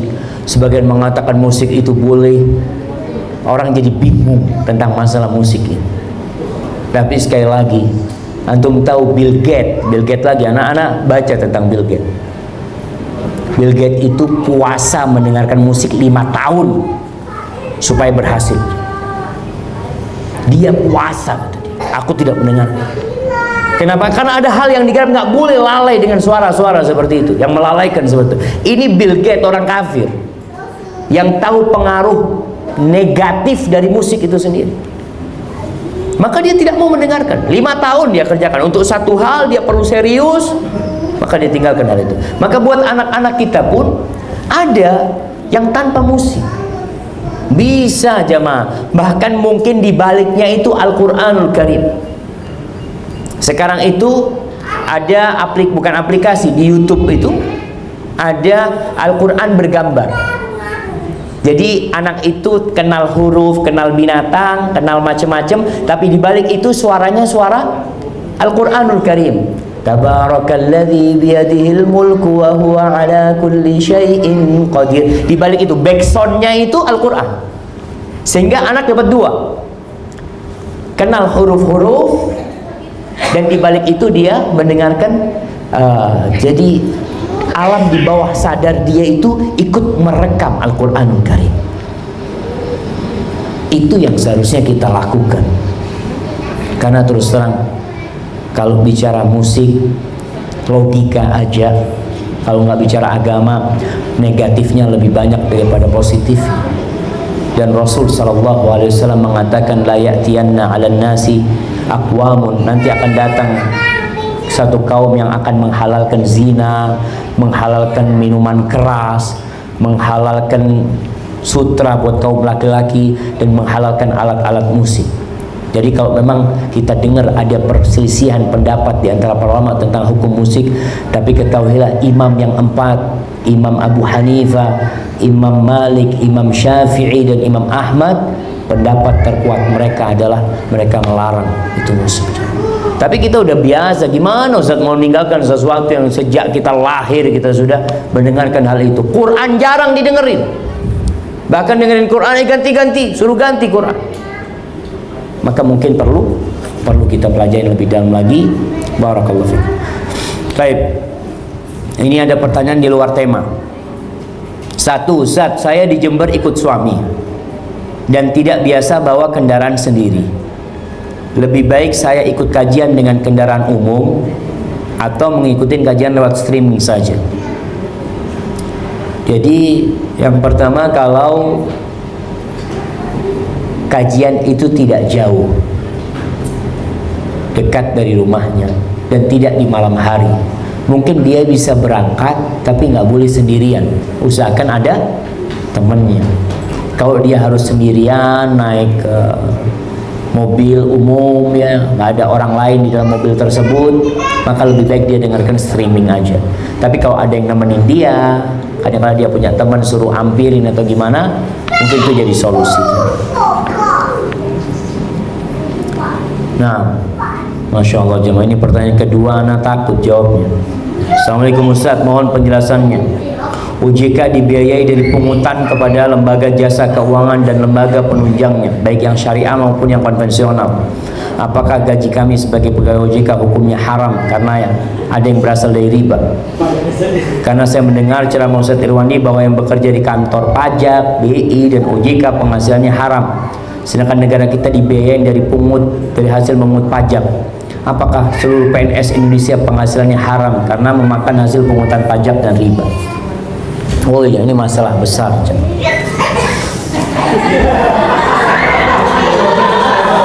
Betul jemaah. Jadi kita tahu akan datang satu masa, kata Nabi SAW, la yubalil mar'u amin halalin iktasabahu amin haram. Satu masa orang yang nggak peduli hasilnya itu halal atau haram, nggak peduli dia. Kita bekerja ke satu tempat juga nggak peduli, yang penting dapat fulus. Padahal kita tahu Allah itu menghalalkan dan mengharamkan sesuatu. Al halalu bayyinun wal haramu bayyin. Yang halal jelas, yang haram jelas. Tapi antara halal haram ini ada perkara-perkara yang syubhat. Maka kalau bicara riba ini kita tahu bagaimana dosanya riba. Di negeri kita orang melakukan riba biasa-biasa aja. Kerja di bank riba biasa-biasa aja. Bahkan kalau resign itu jadi masalah di keluarganya. Kamu ikut aliran apa kamu? Kok meninggalkan pekerjaan kamu? Sampai pernah datang ke rumah ana orang nomor 2 di bank negara. Dia posisinya sudah tinggi sekali. Dia mengatakan, Ustaz, anak kayaknya sudah meninggalkan, Ustaz.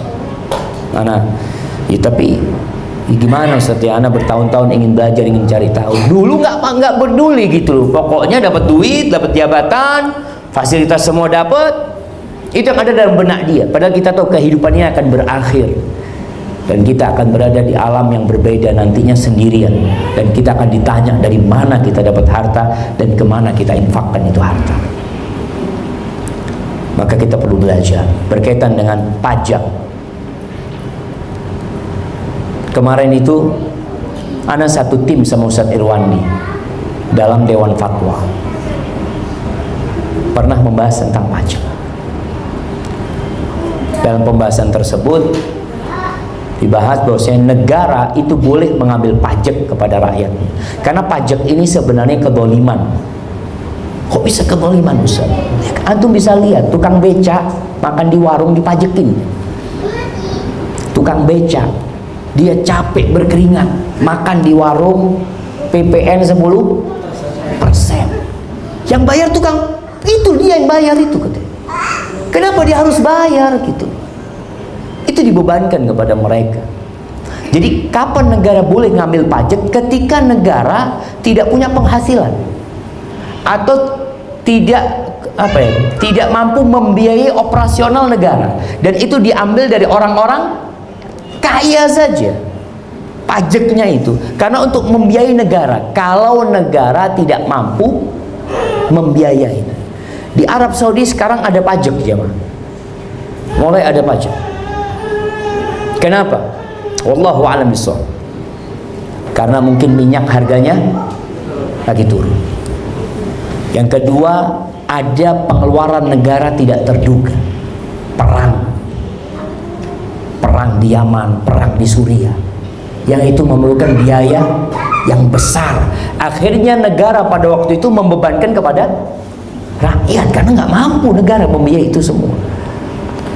Maka kalau bicara pajak, seharusnya pajak boleh diambil dalam kondisi memang negara tidak mampu membiayai operasional negara. Tapi setelah selesai krisisnya berlalu, ya udah kembali negara punya pemasukan sendiri. Pemasukan dari zakat punya negara umpamanya. Zakat itu diambil oleh negara dulu, jamaah. Pemasukan dari tanah-tanah yang dikelola negara. Kayak di Indonesia ini kita punya apa? PTPN ya. PTP di mana-mana, punya tambang-tambang yang di mana-mana. Tambang-tambang itu yang pegang siapa? Swasta. Kalau dipegang negara, bangkrut. Kalau pegang swasta menguntungkan. Kok bisa? Tambang batu bara, tambang emas, tambang perak di Jember ini, Silo, rame ini jemaah. Kenapa? Allahu a'lam. Kalau negara yang mengelola, insya Allah nggak rame. Nggak mau negara punya. Tapi memang tadi akhirnya kalau pendapatan hanya dari pajak saja, sedangkan banyak penghasilan yang seharusnya bisa dikelola. Jadi kembali kepada bagaimana pemimpin ini berpikir. Jadi kalau pemimpin nanti pemerintah berpikir, usahakan kita tidak membebani rakyatnya. Kenapa banyak orang berusaha untuk memanipulasi atau memalsukan pajak, jamaah? Karena berat pajak itu, jamaah. Sampai ada seorang punya tanggungan, Ustaz, anak punya tanggungan pajak 15M, Ustaz. Dia cerita, anak cicil, Ustaz. Kenapa? Selama ini duit itu anak gunakan untuk bangun masjid, untuk apa ini itu, anak gak kembalikan ke sana, Ustaz. Dia sampai seperti itu, ya. Maka kalau bicara hal itu, ya perlu diperhatikan. Kita perlu belajar kembali. Perlu belajar. Oleh karena itu, jamaah, kenapa orang-orang itu belajar hukum ke Belanda? Padahal di rumahnya ada Al-Quran Karim. Kuliah hukum Belanda. Muslim, profesor, doktor, kuliah hukum lulusan Belanda, Quran gak pernah hatam dia. Padahal di situ Allah turunkan rahmat. Ini Quran rahmat, hudan petunjuk, syifa penyembuh, solusi untuk semua permasalahan, tapi nggak dibaca. Allahu a'lam bishawab. Kalau tadi dikatakan Kalau ketika penghasilan bercampur antara halal dan haram, maka kita lebih baik berhati-hati memang. Tapi jangan sampai keberadaan orang-orang yang berada di seperti antum berada di OJK ini, jangan sampai yang ada dalam benaknya hanya cari makan saja, tapi berusaha untuk memperbaiki. Sistem ini dibikin manusia. Yang namanya manusia bikin sistem penuh dengan kekurangan dan kezaliman. Karena sifat dasar manusia itu dua. Kata Allah, innahu kana zaluman jahula. Manusia itu benar-benar makhluk yang zalim dan bodoh. Maka kita berusaha untuk memperbaiki sistem yang ada. Bagaimana ya tadi riba, sekarang alhamdulillah dengan banyaknya orang yang belajar agama, muncul bank syariat. Tahun berapa bank syariat pertama muncul? 90. Sebelum itu kemana? Dan munculnya bank syariat itu berbarengan dengan munculnya jilbab. Jilbab itu muncul tahun 89-90. Ada buku revolusi hijab, revolusi jilbab. Itu tahun 89-90 juga. Ketika anak-anak SMA dikeluarkan oleh sekolahan gara-gara pakai jilbab. Itu ada 300 orang pada dikeluarkan jemaah. Padahal kepala sekolahnya muslim, guru-gurunya muslim, menteri pendidikannya muslim. Itu siswi-siswi muslim dikeluarkan. Kenapa? Karena tidak peduli dengan Islam. Tapi dengan orang-orang belajar paham, ini loh, tidak mengganggu. Jilbab apa mengganggu sih? Apa pekerjaan kalau pakai jilbab, sekolah pakai jilbab, akhirnya nilainya turun? Nggak ada. Kemarin ribut, ada pelarangan niqab, ada pelarangan cadar. Di mana? Di Jogja. Akan ada pelarangan Jogja. Nah, itulah apa? Ganggu apa sih? Tapi tadi padahal ini semuanya muslim, jadi masalah semuanya muslim, tapi muslim-musliman kadangkala keilmuannya tentang Islam. Akhirnya muncul jilbab, berusaha di Polri alhamdulillah jilbab sudah diperbolehkan karena nggak mengganggu dengan pekerjaan dia. Kemudian apalagi yang kita lihat perkembangan, ya tadi tuntutan bank syariat itu karena orang mulai belajar agama. Kemana tahun 70? Kenapa tidak ada suara bank syariat? Tahun 80 kenapa tidak ada suara bank syariat? Karena setelah kita merdeka, kita itu disibukkan dengan hal-hal yang membuat perkembangan keagamaan umat Islam itu kurang. Tapi dengan adanya teknologi, jemaah, ilmu itu semakin mudah ditransfer. Maka alhamdulillah, ya mudah-mudahan ke depannya semuanya bisa berbasis syariat itu. Bank-bank ya, insya Allah bisa jadi syariat sehingga Allah meridhoi jemaah. Karena bank syariat yang ada pun sekarang masih belum bisa terlepas dari aturan BI yang memang BI-nya konvensional, belum ada BI syariat. Maka mudah-mudahan ke depan ini tanggung jawab antum semua yang ada di dalam lembaga ini. Bagaimana keberadaannya, berusaha untuk memperbaiki menjadi tempat kerja itu sesuai dengan syariat, dan itu bisa asalkan kita mau. Jangan pernah kita itu kalah dengan sistem.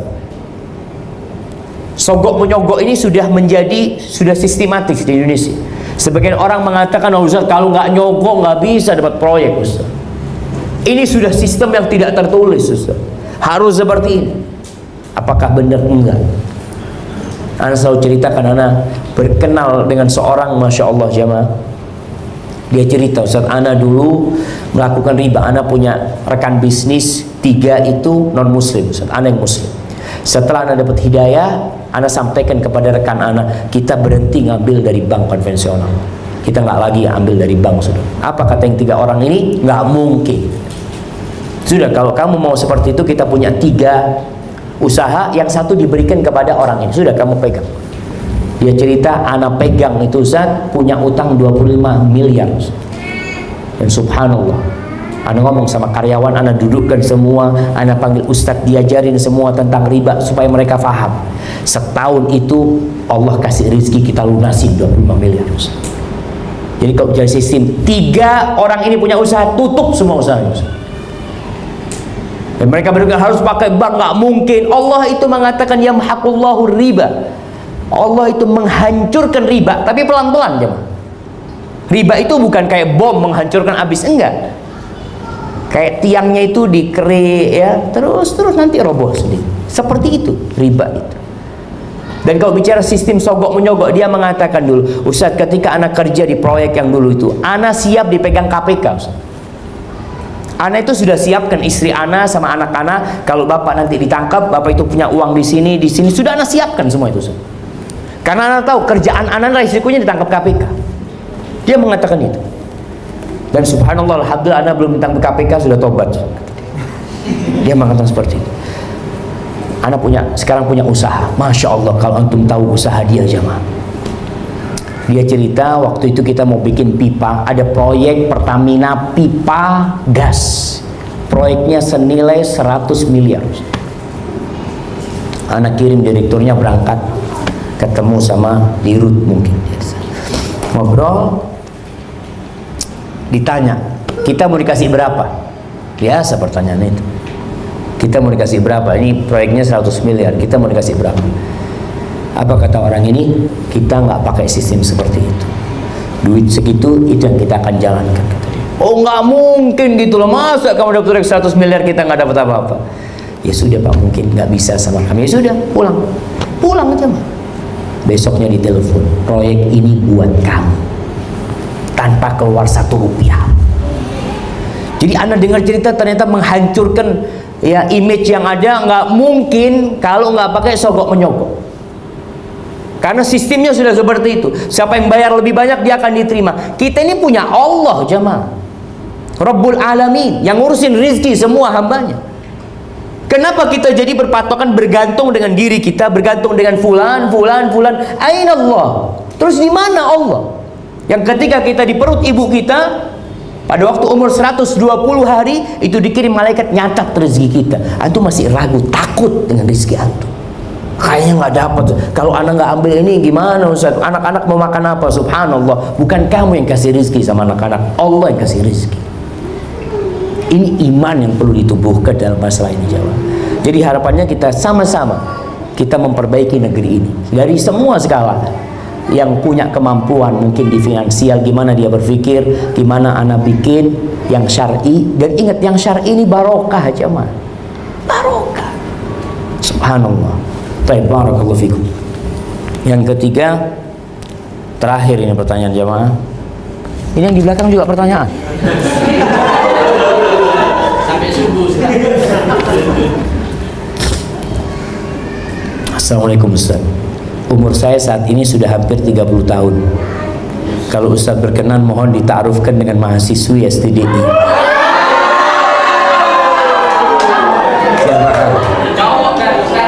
Cowok ini yang mana ini jamaah?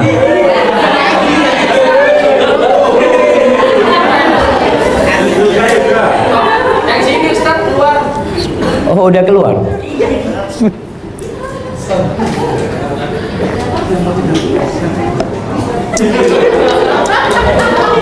Nanti dilihat di KTP-nya yang umur 30 tahun.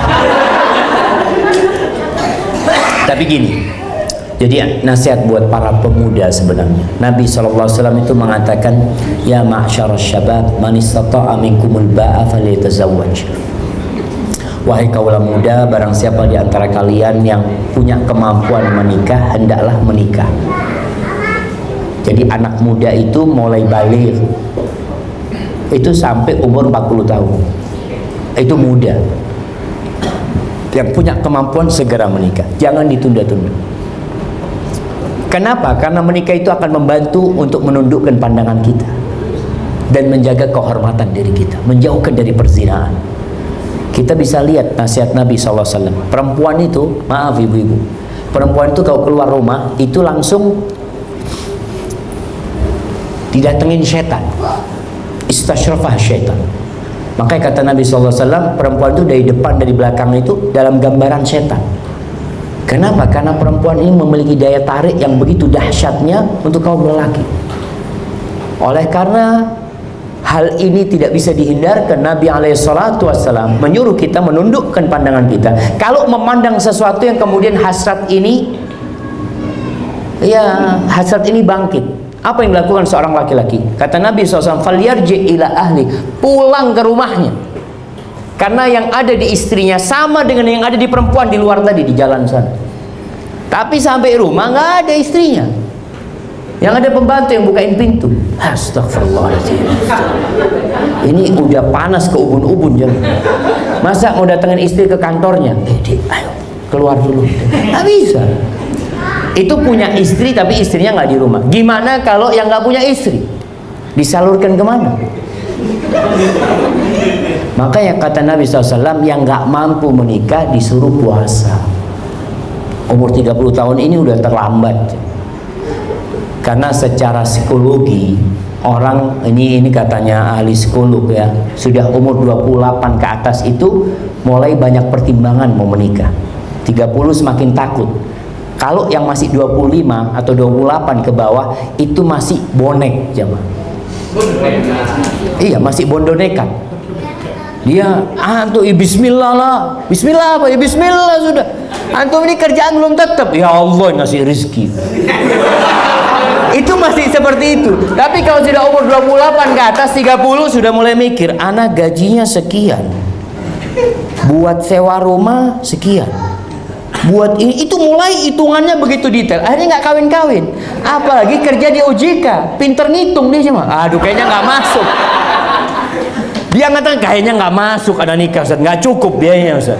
Kenapa? Buat anak sendiri aja nggak cukup Ustaz. Ah itulah ketika hitungannya hitungan manusiawi. Itu perempuan bawa rezeki sendiri. Nggak makan rezekinya suami sama sekali. Jadi kalau orang berpikir punya anak sekarang, anak-anak gaji Ustaz sekian 3 juta, ini sudah pas-pasan Ustaz. Kalau punya anak, aduh gimana Ustaz? Anak 2 nanti biaya kuliahnya, ini anak baru lahir jamaah udah mikir kuliahnya, ini gimana kuliah? Akhirnya tidak akan pernah menikah jamaah. Maka tolong perhitungannya silahkan dihitung, artinya kemampuan. Alhamdulillah anak punya rezeki, punya gaji sekian, insya Allah mampulah. Maka cari istri yang soleha, yang menerima antum apa adanya. Kalau antum mau mahasiswa STD ditanya berapa hafalan Qurannya.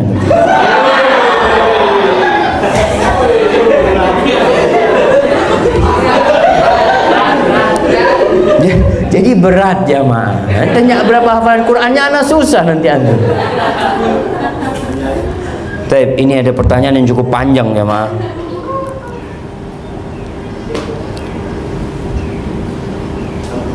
Di dalam surat An-Nur ayat 13 Allah mengatakan, ini karena salah cetak jemaah.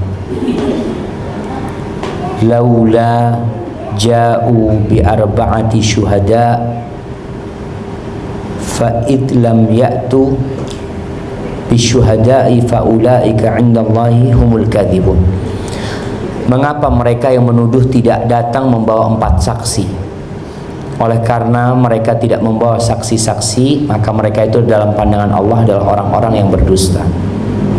Kemudian di ayat 15 Allah mengatakan, ittalaqawnahu bi alsinatikum wa taquluna bi afwahikum ma laysa lakum bihi ilmun wa tahsabunahu hayyinan wa huwa 'indallahi 'azim. Ingatlah ketika kamu menerima berita bohong itu dari mulut ke mulut, dan kamu katakan dengan mulutmu apa yang tidak kamu ketahui sedikit pun, dan kamu menganggapnya remeh, padahal dalam pandangan Allah itu soal besar. Pertanyaannya, berdasarkan ayat tersebut, jika saya menerima berita yang berpotensi menyebabkan perselisihan di dalam keluarga besar, dapat diaplikasikan ke dunia pekerjaan juga, maka apa yang bisa saya lakukan? Diam dan menerima berita itu untuk diri sendiri, tidak percaya sampai si pembawa berita itu membawa 4 saksi, berinisiatif untuk mencari faktanya kepada minimal 4 orang. Subhanallah jemaah. Ya, pertanyaan ini bermula karena kita nggak baca tafsir ayat ini. Ini belum selesai sebenarnya. Cuma ada yang disampaikan bahwasanya 4 saksi itu untuk kasus perzinaan. Untuk kasus perzinaan, menuduh orang berzina. Seorang mengatakan, "Hei pelacur," antum datangkan 4 saksi yang melihat ketika dia berhubungan. Itu 4 saksi. 2 saksi nggak bisa. Kenapa Allah bikin 4 saksi? Supaya urusan zina ini tidak dibuat permainan. Antum nggak suka sama fulan, yuk kita rame-rame tuduh fulan berzina supaya dia dirajam. Allah harus datangkan 4 saksi. Jadi kalau antum mau aplikasikan dalam keluarga besar, ya enggak. Ini urusannya dalam kasus perzinaan. Tapi kalau ada informasi, umpamanya kita melihat fulan melakukan kemungkaran, ya kita tegur dia. Kalau kita mau melaporkan, ya kita laporkan, nggak ada masalah. Tapi untuk kasus perzinaan, antum nggak punya saksi 4, jangan dilaporin. Antum melihat, antum ngintip dia berzina, seharusnya antum menegur dia sebelum berzina, sudah dilarang. Tapi antum tonton dia berzina. Na'udzubillah min dzalik. Jadi yang ketiga, berinisiatif untuk mencari tahu faktanya kepada minimal 4 orang. Sekali lagi, ini tentang kasus perzinaan. Jadi kalau kasus yang lain berbeda. Dalam utang piutang berapa saksi? 2 saksi. Kalau 2 saksi laki-laki, jemaah. Kalau umpamanya 1 saksi laki-laki, maka 2 perempuan. Dalam kasus perzinaan 4 saksi laki-laki. Nggak main-main urusannya. Kemudian jadi nggak bisa diaplikasikan dalam urusan pekerjaan atau apa. Melihat temannya nyuri, lihat temennya ini itu, nggak bisa. Ini nggak butuh 4 saksi antum. Antum bisa jadi saksikan, tambah lagi ada alat bukti umpamanya lainnya ketika dia mencuri umpamanya. Dalam surat Al-Mu'minun ayat 114,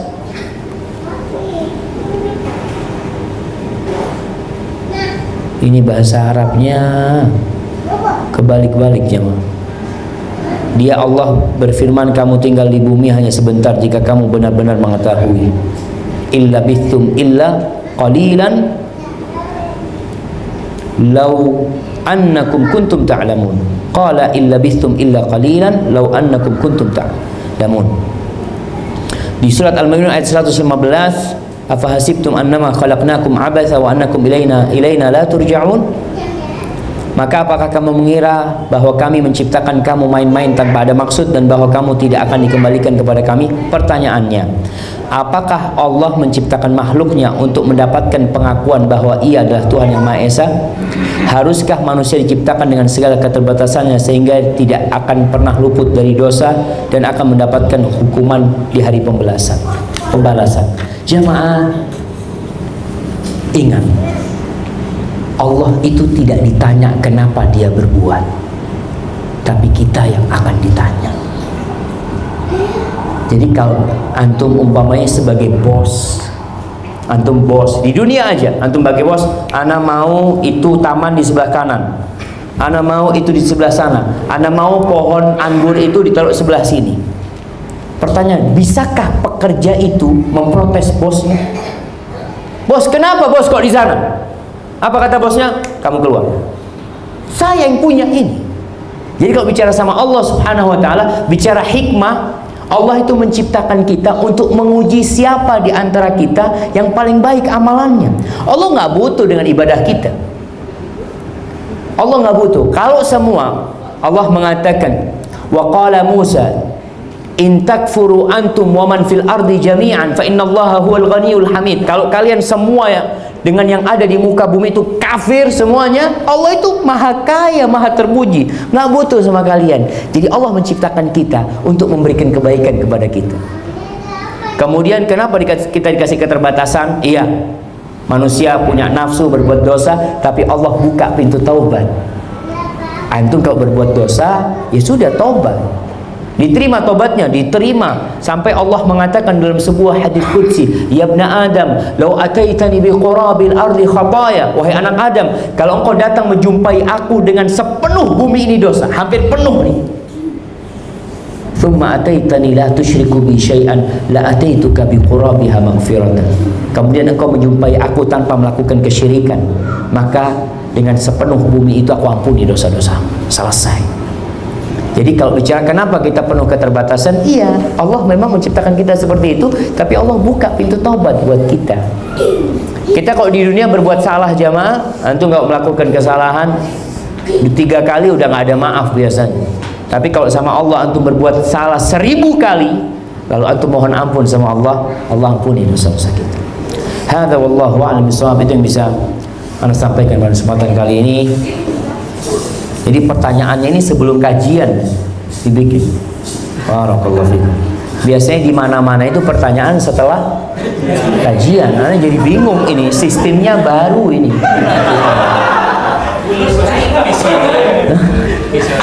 Itu yang bisa Anda sampaikan. Apabila benar itu dari Allah Jalla Jalaluh, kalau ada yang salah dan kurang berkenan, itu dari diri Anda pribadi. Allah dan Rasul yang terbebaskan dari kesalahan itu. Subhanakallahumma bihamdika asyhadu an la ilaha illa anta astaghfiruka wa atubu ilaik. Assalamualaikum warahmatullahi wabarakatuh.